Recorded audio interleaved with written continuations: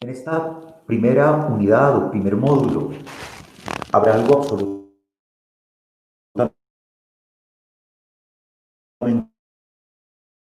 de investigar en filosofía. Y esa investigación en filosofía, ¿qué nos va a permitir?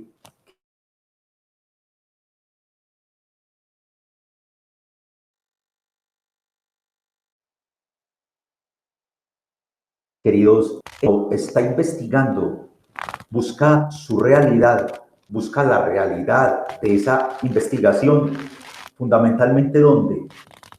En las diferentes fuentes.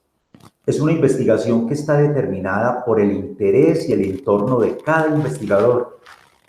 Es claro que una buena investigación depende entonces del acceso correcto a las fuentes.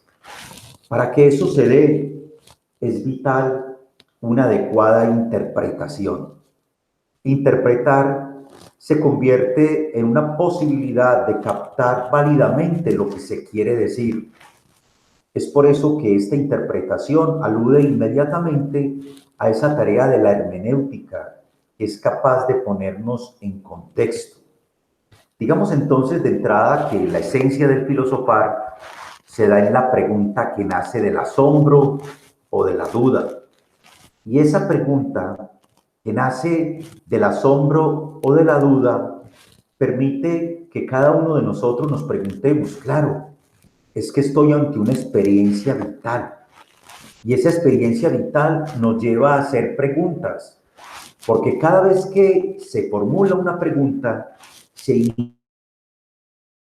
inicia también toda una capacidad nuestra para tratar de responder a esas preguntas. Digamos que hay que aprender filosofía, pero también hay que aprender a filosofar. Y eso nos permite construir o caminar mejor como buscando dos metas fundamentales. Y es que esas metas nos llevan a preguntas. Son las preguntas que tienen que ver con el contenido de la filosofía, o son las preguntas que tienen que ver con lo esencial de la filosofía. A las preguntas que tienen que ver con el contenido de la filosofía, uno suele ubicarlas en el carácter teórico y también en el carácter práctico, pero hay preguntas que tienen que ver con la actividad filosófica, con lo cotidiano, no simplemente con la actividad. Uno diría que esas preguntas tienen una característica, van a la raíz del asunto, permiten dialogar y siempre que hay diálogo se da la posibilidad del polemizar, del discutir, del no estar de acuerdo o del tratar de encontrar consensos. Transforman el modo de cómo nosotros entendemos la realidad. Se acercan también a esa capacidad nuestra de curiosidad, la curiosidad que sentimos por lo que nos rodea. Expresan indiscutiblemente un afán por conocernos. Porque cuando yo me pregunto, digo, en el fondo estas preguntas de qué ser humano están saliendo. Son preguntas concretas sobre problemas concretos. Y algo muy importante, estas preguntas fomentan la deliberación. Y a través de la deliberación hay una reflexión argumentativa. Todo esto nos tiene que ayudar a pensar cómo esas preguntas de la actividad filosófica nos llevan a que nosotros digamos, bueno, en el fondo, ¿ante qué me estoy enfrentando? ¿Ante qué me estoy enfrentando? Me estoy enfrentando indiscutiblemente como ser humano a alguien que al cuestionarse, ¿sí? Al cuestionarse, cuestiona también su entorno. Paulo Freire, en alguno de sus textos, traía un relato que siento que puede servir mucho para enfocar este momento de reflexión del preguntarse. Él cuenta que en alguna ocasión en un pueblo, ¿sí?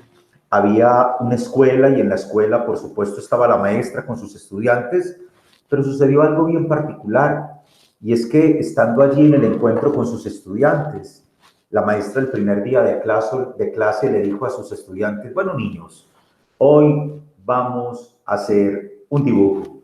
Y todos los niños dijeron, qué bien, me encanta dibujar.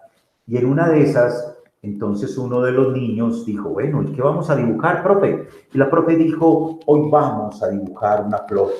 Y el niño pensó, me encantan las flores. Y dibujó sobre su cuaderno, sobre su hoja de anotación, una flor con tallos de muchos colores, de variedad y demás. La profesora iba pasando revista por cada uno de ellos y cuando llegó donde este niño le dijo, pero vamos, ¿qué has dibujado? Y el niño le ha dicho, una flor, y la profe le dice, no, no, no, así no se dibujan las flores. Y la profe dibuja la flor como ella le imaginaba. El niño realmente pensó que su flor era más hermosa que la de la profesora, pero total, ella era la autoridad. Entonces debía saber más que él. A los días, de nuevo, la profesora les dijo, bueno, niños, hoy vamos a dibujar una casa.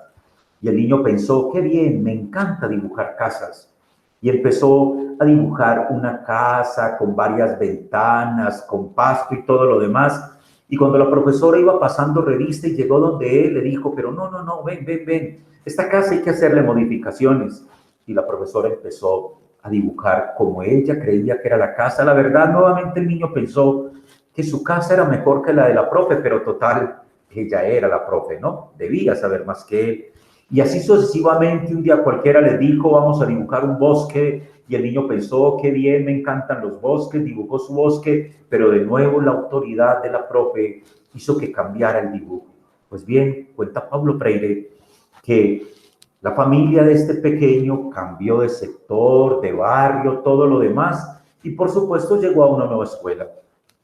Y al llegar a esa nueva escuela, entonces, ¿qué sucedió? Sucedió que la nueva profe, un día cualquiera reuniéndole, les dijo, hoy vamos a dibujar. Todos dijeron, qué bien, nos encanta dibujar. Y la profesora dijo, hoy vamos a dibujar una flor. Y todos los niños dibujaban la flor con colores, todo lo demás, pero a esta nueva profe le llamaba la atención cómo el niño que venía de la escuela anterior se quedaba quieto, no atinaba en trazar ninguna línea. Bueno, esto le llamó la atención a la profe, se acercó donde él y le dijo, pero ven pequeño, ven, ¿no te gusta dibujar? Y él dijo, no sé, ¿no te gustan las flores? Sí, claro, me gustan. Entonces, ¿por qué no dibujas la flor? Ven, muéstrame cómo lo haces. El niño la miró, se sonrió y simplemente terminó dibujando la flor que en la escuela anterior la profesora le había dibujado. ¿Por qué compartir este relato? Porque indiscutiblemente nosotros somos aquellos que en muchas ocasiones, cuando de ser curiosos, de ser creativos se trata, muchas veces nos podemos dejar llevar de lo que otros no solo piensan por nosotros, dicen por nosotros, sino incluso hasta son capaces de formular las cuestiones más fundamentales por nosotros. Esas preguntas sobre el contenido y sobre la esencia de la filosofía, ¿qué nos permiten? Nos permiten aprender a pensar. Es claro que la mayoría de nosotros hemos elegido el camino de ser filósofos porque queremos mejorar en la capacidad de argumentar, en la capacidad de ser críticos, en la capacidad de aprender a pensar, a reflexionar desde los argumentos, a dar definiciones, sí, pero con criterios, a ordenar nuestro pensamiento para que sea coherente y sistemático, es decir, para que tenga una salida digna, a detectar errores en nuestro razonamiento, incluso si los hubiera, a descubrir prejuicios, juicios con antelación, incluso presupuestos, a no cometer errores, a establecer relaciones de sentido, a fomentar la creatividad y sobre todo a formular en un proceso de diálogo esas preguntas que no solamente terminen convirtiéndonos en seres fundamentalistas, sino que nos libren del dogmatismo que a veces nosotros tenemos. No sé si a ustedes les ha pasado, pero a veces en muchos saberes creemos que lo único cierto y lo único verdadero es lo que nosotros comunicamos. Esas preguntas fundamentales de la filosofía, Kant las pensó que podrían intentar sintetizarse desde qué puedo conocer, qué debo hacer, qué me está permitido esperar Y Kant finaliza con una absolutamente hermosa, que es el hombre, en la que sintetiza todo en el ser humano, porque él es el dador de sentido. Abrazar la verdad entonces es imprescindible para vivir en la filosofía y no de la filosofía. Es el persuadir o el ser persuadidos para que haya una necesaria exposición de fundamentos, de justificaciones, donde la duda quepa, incluso la duda cartesiana, pero donde la fundamentación de pautas para tener una adecuada cosmovisión de lo que nosotros somos. Esa descripción tan hermosa de lo que le sucedió a Platón cuando conoció a Sócrates, o lo que le sucedió a Kant cuando se refirió a Hume, y es: lo despertó de su sueño dogmático. Despertar de ese sueño dogmático en el que a veces nosotros nos movemos.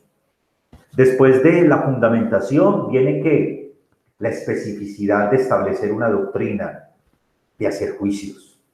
Claro que sí.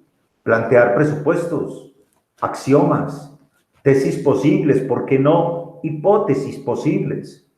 Y esa investigación incorpora nuevos descubrimientos que nos llevan a una sistematización organizada, completa, coherente de nuestra información.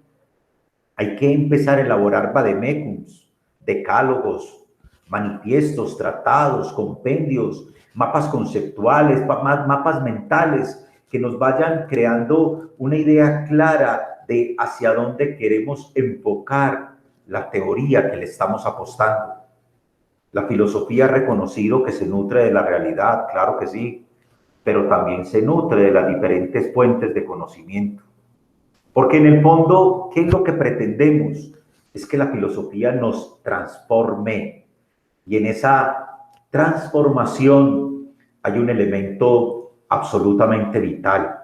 Y es que la transformación permite que no solo la transformación venga de afuera, sino también de adentro. Con aquello que se transforma, yo me transformo. Investigar en filosofía. Un reto fundamental para quienes todavía seguimos creyendo que en esto de ser filósofos, como diría Fernando González, uno anda por la vida siempre principiante.